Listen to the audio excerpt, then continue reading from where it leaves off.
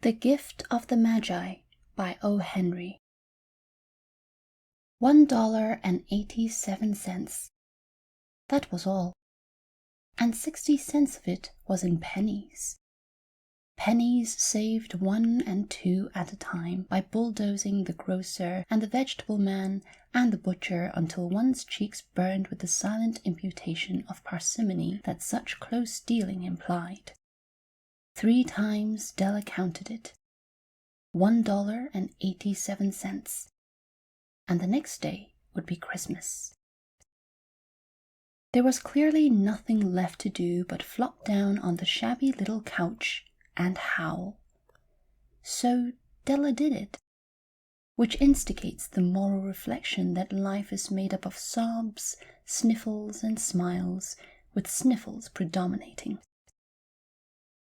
While the mistress of the house is gradually subsiding from the first stage to the second, take a look at the home.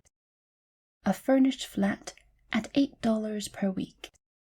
It did not exactly beggar description, but it certainly had that word on the lookout for the mendicancy squad. In the vestibule below was a letter-box into which no letter would go, and an electric button from which no mortal finger could coax a ring. Also appertaining thereunto was a card bearing the name Mr. James Dillingham Young. The Dillingham had been flung to the breeze during a former period of prosperity, when its possessor was being paid $30 per week. Now, when the income was shrunk to $20, the letters of Dillingham looked blurred, as though they were thinking seriously of contracting to a modest and unassuming D. But whenever Mr. James Dillingham Young came home and reached his flat above, he was called Jim, and greatly hugged by Mrs. James Dillingham Young, already introduced to you as Della. Which is all very good. Della finished her cry and attended to her cheeks with the powder rag.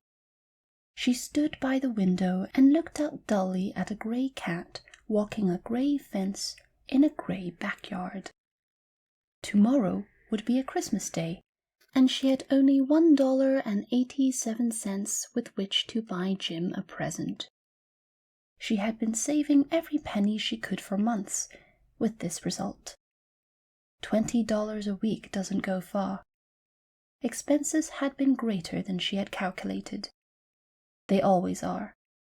Only $1.87 to buy a present for Jim. Her Jim.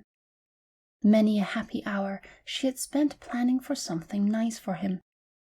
Something fine and rare and sterling, something just a little bit near to being worthy of the honor of being owned by Jim.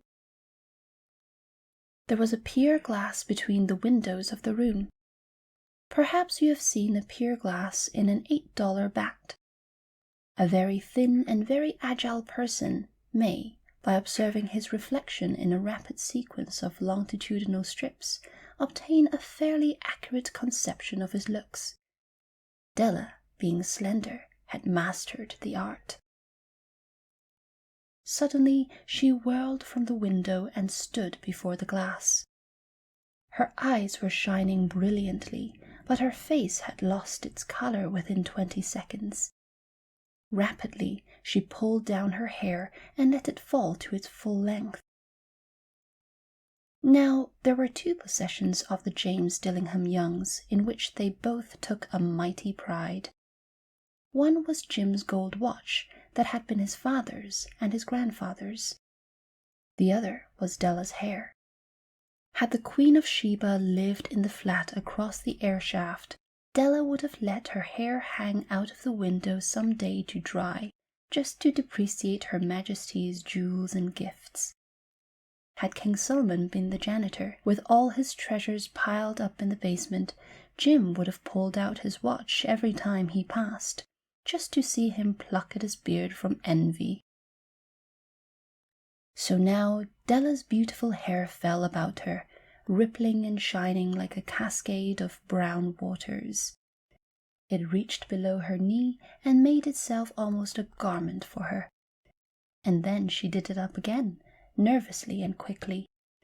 Once she faltered for a minute and stood still while a tear or two splashed on the worn red carpet.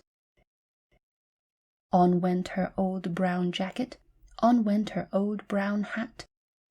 With a whirl of skirts, and with the brilliant sparkles still in her eyes, she cluttered out of the door and down the stairs to the street. Where she stopped, the sign read, Madame Sophronie, hair goods of all kinds. 1/8 up Della ran, and collected herself, panting. Madame, large, too white, chilly, hardly looked the Sophronie. "Will you buy my hair?" asked Della. "I buy hair," said Madame. "Take your hat off, and let's have a sight at the looks of it." Down rippled the brown cascade. $20, said Madame, lifting the mass with a practised hand. "Give it to me quick," said Della. Oh, and the next 2 hours tipped by on rosy wings. Forget the hashed metaphor. She was ransacking the stores for Jim's present. She found it at last. It surely had been made for Jim and no one else. There was no other like it in any of the stores, and she turned all of them inside out. It was a platinum fob chain, simple and chaste in design, properly proclaiming its value by substance alone and not by meretricious ornamentation, as all good things should do. It was even worthy of the watch. As soon as she saw it, she knew that it must be Jim's. It was like him. Quietness and value, the description applied to both. $21 they took from her for it, and she hurried home with the 78 cents. With that chain on his watch, Jim might be properly anxious about the time in any company. Grand as the watch was, he sometimes looked at it on the sly on account of the old leather strap that he used in place of a chain. When Della reached home, her intoxication gave way a little to prudence and reason. She got out her curling irons and lighted the gas and went to work repairing the ravages made by generosity added to love, which is always a tremendous task, dear friends, a mammoth task. Within 40 minutes, her head was covered with tiny, close-lying curls that made her look wonderfully like a truant schoolboy. She looked at her reflection in the mirror long, carefully, and critically. "If Jim doesn't kill me," she said to herself, "before he takes a second look at me, he'll say I look like a Coney Island chorus girl. But what could I do? Oh, what could I do with $1.87? At 7 o'clock, the coffee was made, and the frying pan was on the back of the stove, hot and ready to cook the chops. Jim was never late. Della doubled the fob chain in her hand and sat on the corner of the table near the door that he always entered. Then she heard his step on the stair, away down on the first flight, and she turned white just for a moment. She had a habit of saying little silent prayers about the simplest everyday things, and now she whispered, "Please, God, make him think I am still pretty." The door opened, and Jim stepped in and closed it. He looked thin and very serious. Poor fellow, he was only 22, and to be burdened with a family.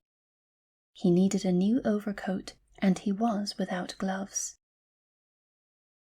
Jim stepped inside the door, as immovable as a setter at the scent of quail. His eyes were fixed upon Della, and there was an expression in them that she could not read, and it terrified her. It was not anger, nor surprise, nor disapproval, nor horror, nor any of the sentiments that she had been prepared for. He simply stared at her fixedly with that peculiar expression on his face. Della wriggled off the table and went for him. "Jim, darling," she cried, "don't look at me that way. I had my hair cut off and sold it because I couldn't have lived through Christmas without giving you a present. It'll grow out again. You won't mind, will you? I just had to do it. My hair grows awfully fast. Say Merry Christmas, Jim, and let's be happy. You don't know what a beautiful, nice gift I've got for you." "You've cut off your hair?" asked Jim, laboriously, as if he had not arrived at that patent fact yet, even after the hardest mental labor. "Cut it off and sold it," said Della. "Don't you like me just as well, anyhow? I'm me without my hair, ain't I?" Jim looked about the room curiously. "You say your hair is gone?" he said, with an air almost of idiocy. "You needn't look for it," said Della. "It's sold, I tell you, sold and gone too. It's Christmas Eve, boy. Be good to me, for it went for you. Maybe the hairs of my head were numbered," she went on with a sudden serious sweetness, "but nobody could ever count my love for you. Shall I put the chops on, Jim?" Out of his trance, Jim seemed quickly to wake. He enfolded his Della. For 10 seconds let us regard with discreet scrutiny some inconsequential object in the other direction. $8 a week or $1,000,000 a year, what is the difference? A mathematician or a wit would give you the wrong answer. The Magi brought valuable gifts, but that was not among them. This dark assertion will be illuminated later on. Jim drew a package from his overcoat pocket and threw it upon the table. "Don't make any mistake, Dell," he said, "about me. I don't think there's anything in the way of a haircut or a shave or a shampoo that could make me like my girl any less. But if you'll unwrap that package, you may see why you had me going a while at first." White fingers and nimble tore at the string and paper, and then an ecstatic scream of joy, and then, alas, a quick feminine change to hysterical tears and wails, necessitating the immediate employment of all the comforting powers of the lord of the flat. For there lay the combs, the set of combs, side and back, that Della had worshipped for long in a Broadway window. Beautiful combs, pure tortoise shell, with jeweled rims, just the shade to wear in the beautiful vanished hair. They were expensive combs, she knew, and her heart had simply craved and yearned over them without the least hope of possession. And now they were hers, but the tresses that should have adorned the coveted adornments were gone. But she hugged them to her bosom, and at length she was able to look up with dim eyes and a smile and say, "My hair grows so fast, Jim." And then Della leaped up like a little singed cat and cried, "Oh, oh." Jim had not yet seen his beautiful present. She held it out to him eagerly upon her open palm. The dull, precious metal seemed to flash with the reflection of her bright and ardent spirit. "Isn't it a dandy, Jim? I hunted all over town to find it. You'll have to look at the time 100 times a day now. Give me your watch. I want to see how it looks on it." Instead of obeying, Jim tumbled down on the couch and put his hands under the back of his head and smiled. "Dell," said he, "let's put our Christmas presents away and keep them a while. They're too nice to use just at present. I sewed the watch to get the money to buy your combs. And now suppose you put the chops on." The Magi, as you know, were wise men, wonderfully wise men, who brought gifts to the babe in the manger. They invented the art of giving Christmas presents. Being wise, their gifts were no doubt wise ones, possibly bearing the privilege of exchanging in case of duplication. And here I have lamely related to you the uneventful chronicle of 2 foolish children in a flat, who most unwisely sacrificed for each other the greatest treasures of their house. But in a last word to the wise of these days, let it be said that of all who give gifts, these two were the wisest. Of all who give and receive gifts, such as they are the wisest. Everywhere they are wisest.